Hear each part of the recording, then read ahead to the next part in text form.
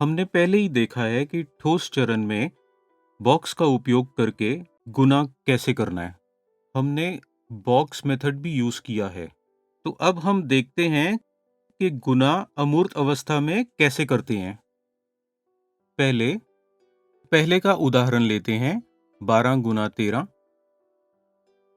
12 गुना 13।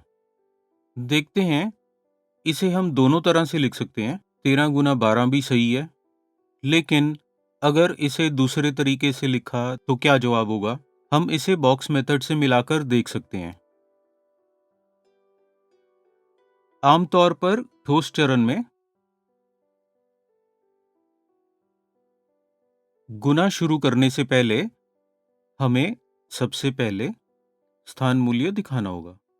ये इकाई है, ये दहाई, इकाई और दहाई। अब हम गुना करते हैं।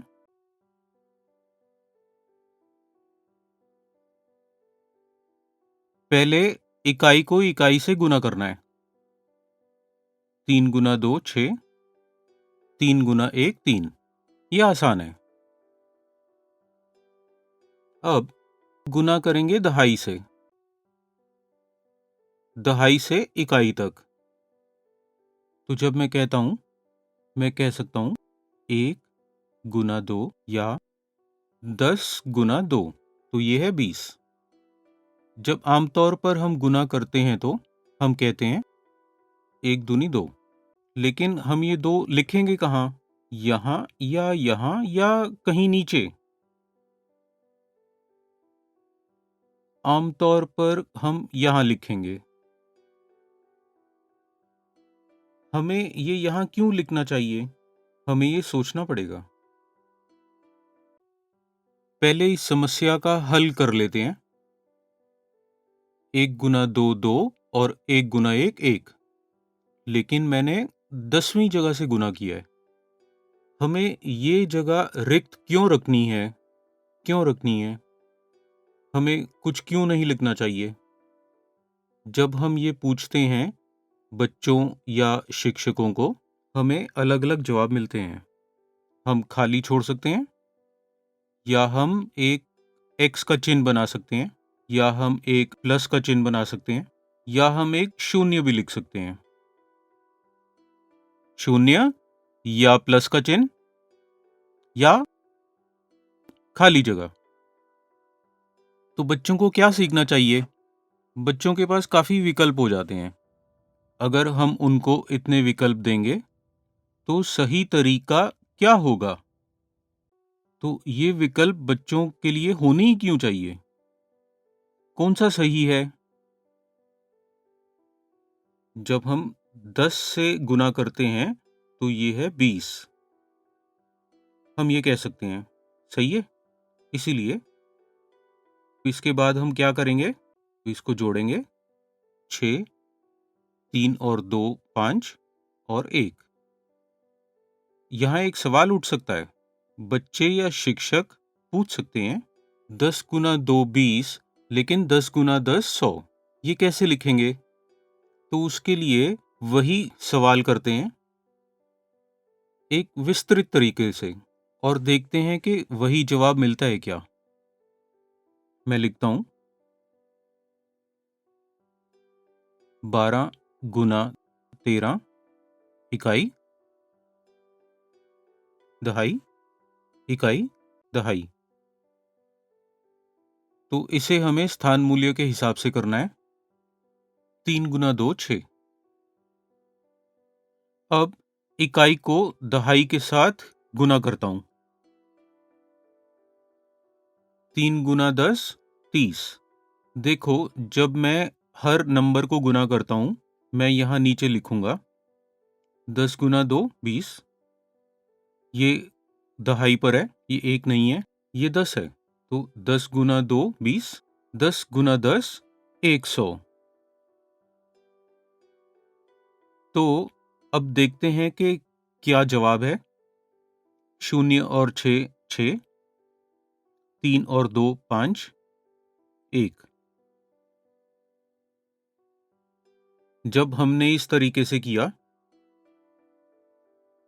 तो इस तरीके में ये समस्या है। दोनों तरीकों में 20 और 100, 120। हमने एक सरल तरीके से लिखा है, 30 और 6, 36। हमने यहाँ सरल कर दिया। हमने एक पद को सरल कर दिया। हम सीधा यहाँ आए। वही, इस पद को हम गिनती में नहीं लेंगे। हमने सीधा लिखा है 36। जब हम ऐसे कहते हैं, बच्चों को ये समझ में आएगा कि शून्य इस तरह क्यों लिखना है। वो बहुत आसानी से समझ पाएंगे। एक और उदाहरण देखते हैं। हम एक उच्च संख्या लेते हैं, जैसे कि 22 गुना 23। हम इसे 122 बना देते हैं, सिर्फ ये देखने के लिए कि सैकड़ा आ जाए तो क्या होगा। स्थान मूल्यों को लिखते हैं, इकाई, दहाई और सैकड़ा। पहले हम इकाई को इकाई से गुना करेंगे। 3 गुना 2 6। इकाई को दहाई से। 3 गुना 20 60 हो गया। 3 गुना 100 300। 20 गुना 2 40। 20 गुना 20 400। 20 गुना 100 2000। इन शून्यों को देखिए। जब हम दहाई की जगह से गुना करते हैं तो शून्य यहाँ लिखते हैं, और जब हम 100 से गुना करते हैं तो शून्य यहाँ लिखते हैं। अगर हम शून्य का महत्व दिखाएं और ये बताएं कि यहाँ क्यों लिखते हैं, वो इसे आसानी से समझ पाएंगे। इन्हें मिलाकर देखते हैं। 6, 6 और 4 10। एक को आगे ले गए। 3 4 और 8 2। ये इसका जवाब है। तो यहाँ क्या देखते हैं हम, जब हम दहाई की जगह से गुना करते हैं तो शून्य यहाँ आता है, और सैकड़े की जगह से गुना करते हैं तो शून्य यहाँ आता है। तो ये है गुना करना अमूर्त चरण में।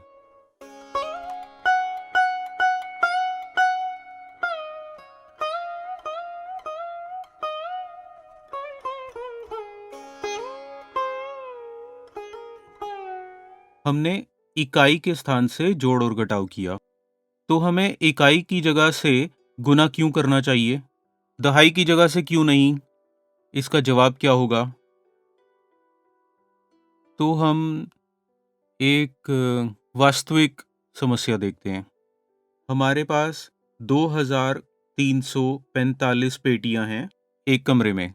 मुझे इन पेटियों को एक कमरे से दूसरे कमरे ले जाना है। मुझे स्थानांतरित करना है यहाँ से वहाँ। मैं इसे आसानी से कैसे करूँगा? मैं एक एक करके ले जाऊँ, या मैं 10 का गट्ठर बना के ले जाऊँ? अगर मैं 10 की पेटियां बनाता हूँ तो ये बन जाएंगे 200 गट्ठर। क्या मैं 100 का गट्ठर बना सकता हूँ? तब मेरे पास होंगे 23 गट्ठर। अगर मैं ऐसा करूँगा तो मेरे पास 23 गट्ठर होंगे। और अगर मैं 1000 का गट्ठर बनाऊं तो मेरे पास सिर्फ 2 गट्ठर होंगे। यानी अगर हम गुना करते हैं तो इकाई से करना होगा।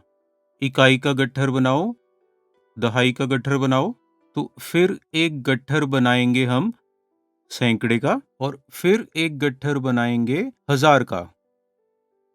तो ये समस्या आसान बन जाती है।